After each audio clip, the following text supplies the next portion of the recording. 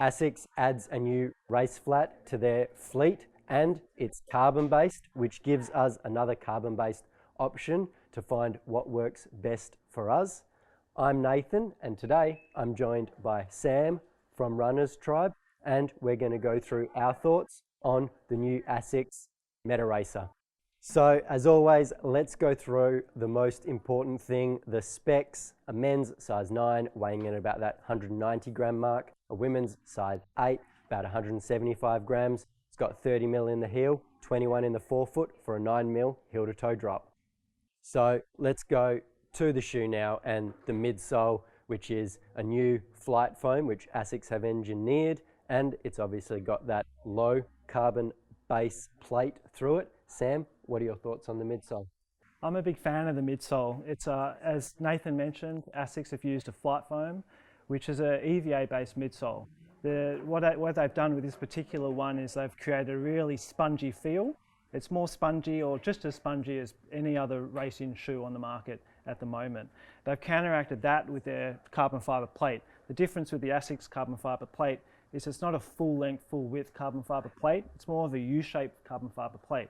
Asics argue that that provides enough fibre in order to create that propulsive forward motion that we all love so much, yet it saves weight and it changes a few other things about the biomechanics of the shoe. One thing is that if you're used to the full carbon fibre plate shoes found in many other brands, this shoe is a little more flexible because it's just a 4-foot carbon fibre plate, so the shoe can flex a little bit more than we are used to in other shoes. It's great for people who love that flexibility. It's also a very nimble midsole.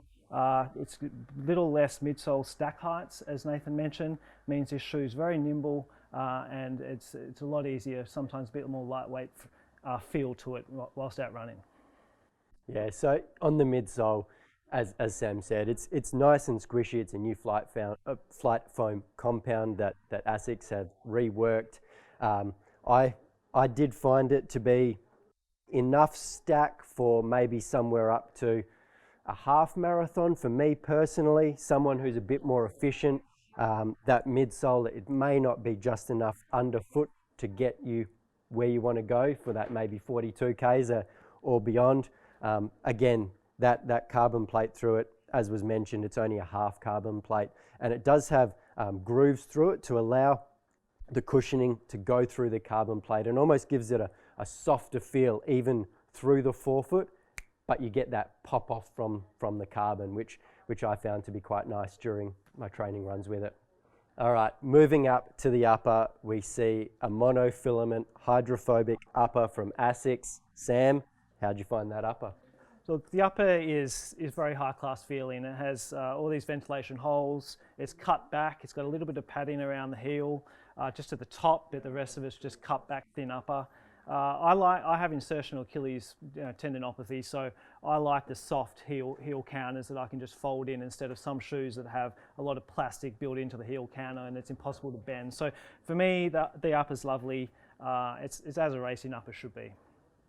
Yeah, it's almost a very retro looking upper with a lot of teched out capabilities. You know, it's got that just enough padding around the heel and ankle to provide some cushioning, nice and flexible for old guys like us who have that Achilles issues.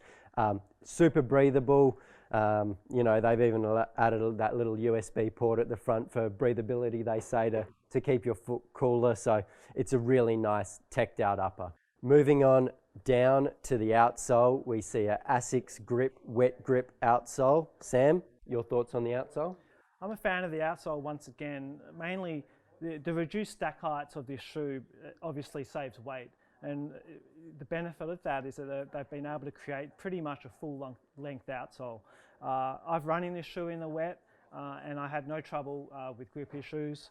I'm a 4-foot striker. It's got plenty of outsole compared to a lot of the other road racing shoes on the market. This shoe provides wonderful grip. Yeah, I think because that carbon base is such a low slung or bottom plated carbon base that they almost needed to add to that blown rubber underfoot, and they have done it really well. As you can see, it is almost that full length. You've got just enough in the heel, and then it's all the way through the forefoot. It's based on their similar guide sole technology, which we see in the Glide Ride and the Evo Ride. And speaking like Sam did, taking it out on wet days, I was quite reassured in my footing underfoot, which was surprising in a shoe which, you know, has a little bit more stack and a little bit more cushion than some of your more traditional racing flats. So even in the wet, I would give it a big 2 thumbs up. All right, so that's our thoughts on the shoe broken down. Sam, what did you think about the shoe overall?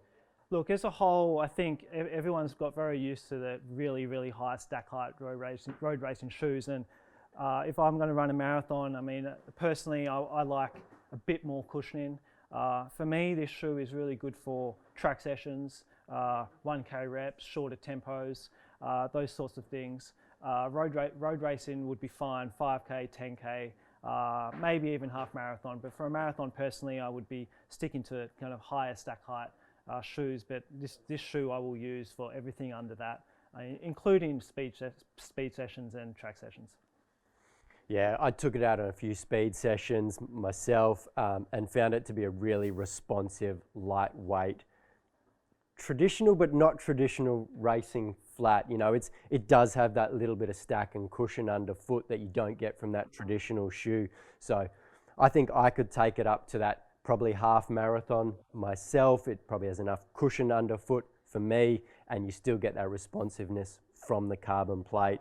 Super breathable upper, which I really enjoyed. And if a race is a bit turnier, you got a bit more twists and turns, because it just sits that slightly bit lower than some of the other flats about, you really grip on the road, and I know the paths I run on have quite a few twists and turns. It gripped and I could really accelerate out of them, which some other flats I'm a little bit cautious to do. So overall, our thoughts are obviously a really good session, 5K, 10K.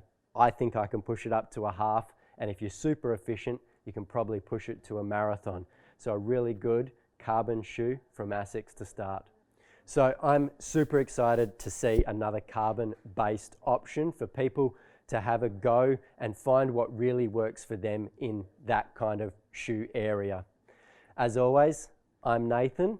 This has been Sam from Runners Tribe. You can check them out at runnerstribe.com.